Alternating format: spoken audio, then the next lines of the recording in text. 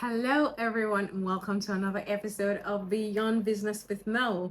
This is the channel where we learn and talk about everything business and what we do in business, how we help our businesses grow, and how we also help our careers actually, grow and, just learn on what and what not to do while we are in business. So we're all learning here.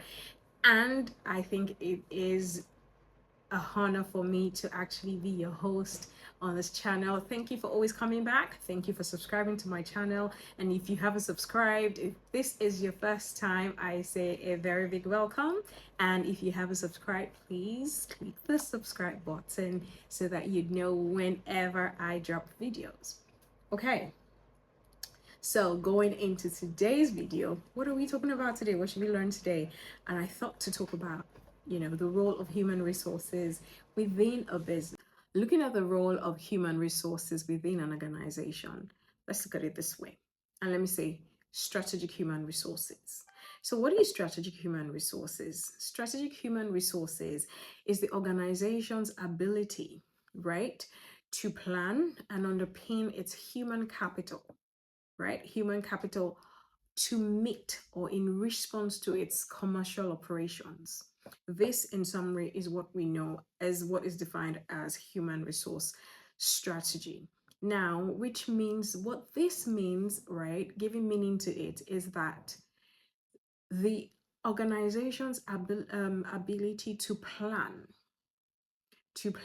link the people, the human capital, the resources you have, link it to performance to drive and meet the commercial demand of that organization. So, as a human resource professional within an organization, yes, you are there to manage the people, but while you're managing the people, you are also there to plan on behalf of the organization, which means this means that you start from the very beginning, which is recruitment. You plan for your recruitment.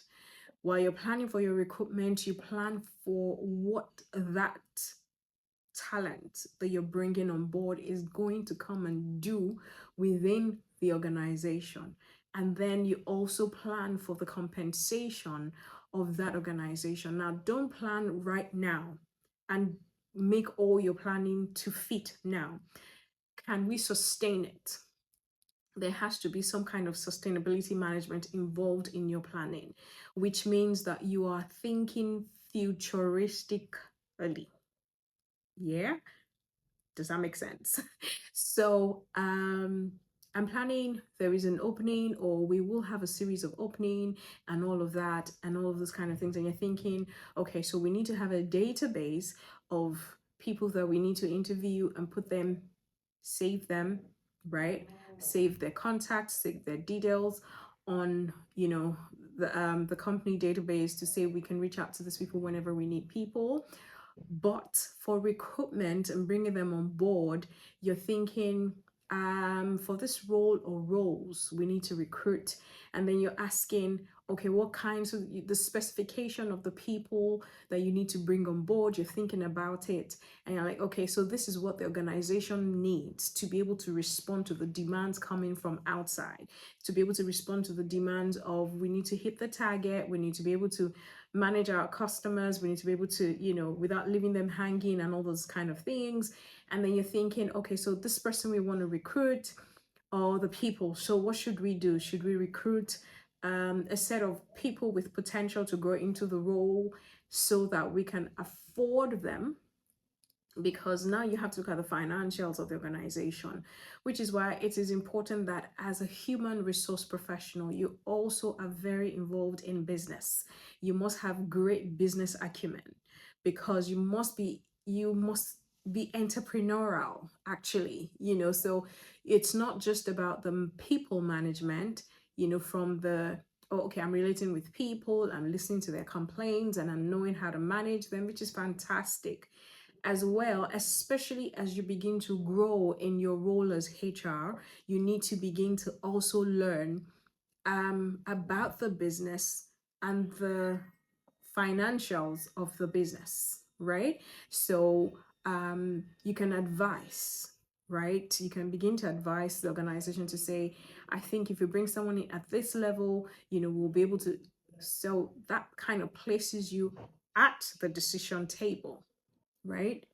You're sitting there and you're making decisions. So your goal as a human resource professional should always be that you want to be a strategic human resource professional to your organization. You want to be able to add value at a strategic level, right?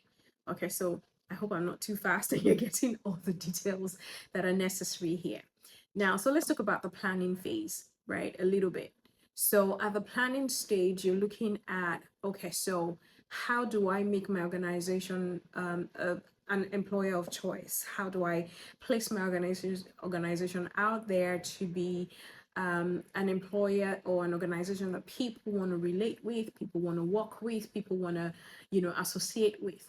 Now, that's putting it out there, and then you're not going into the recruitment and you're looking for people. While you're looking for your people and you're trying to acquire talent, you have to be very strategic in your planning, and you're saying, okay, should we, like I mentioned earlier, should we recruit mid-level people who would grow because of financial obligations of a company? We cannot afford to hire a senior level candidate right now, but we can bring in mid-level people who can grow into this stage. So let's say we recruit one person, and then succession planning kicks in, and we're like, okay, let's recruit a second person. We can afford to do two people at this level now, but you have to make sure that you have clear specifications, because if you're trading in hiring someone with very high quality or exposure, for the organization at that time, you have to now know that the person you're recruiting at the mid-level is very close, which means this person is a good prospect to grow into this, has some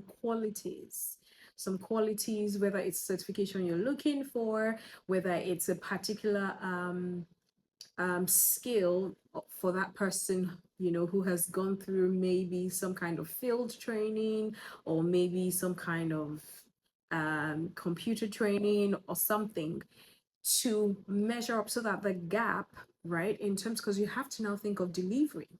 You have to think of delivery, like, okay, so the gap between what is required and what is going to be delivered is not so much. So you're bringing in that person and you're bringing another person who can shadow this person and learn on the job as well. So if this person moves, we have someone in place to take on this role and all of that. And you're like, okay, so let's take two instead of taking one that's probably going to cost us a lot. Are we going to bring in an expert? Are we going to bring in a specialist? What are we going to need to pay? Are we going to need to, what kind of allowance are we going to need to put in place? What kind of perks? So because when this person is at this level, the benefits, the compensation package is different for this person at this level. So those are the things that you need to look at. And then you now need to link it to performance. Okay, I brought this person on board and we're looking at the performance of this person. Now, I recently was involved in a project where the managing director of the organization wanted people who were very experienced and all of that, but was not willing to train. May I say that no matter how experienced whoever it is you're bringing on board is, it is important. It is highly, highly, highly important that you commit time to training, to investing in that person. So you have actually put in a lot of cost into recruitment, into hiring. It's going to be a total waste of time, effort, money, and everything that you have put in. When you bring that person in and you're demanding 100% turnaround in 1 week, in 2 weeks. One thing I said was, you need to give at least 90 days to anybody you bring on board for alignment. Now, the alignment phase is very different from the development phase or the transition. Do you understand? So alignment phase is where you're bringing in that person, we're onboarding that person. The person is learning to understand the business, understand the expectations of the role, understand what the success metrics or whatever it is, so that alignment stage is very, very important for the success of any employee.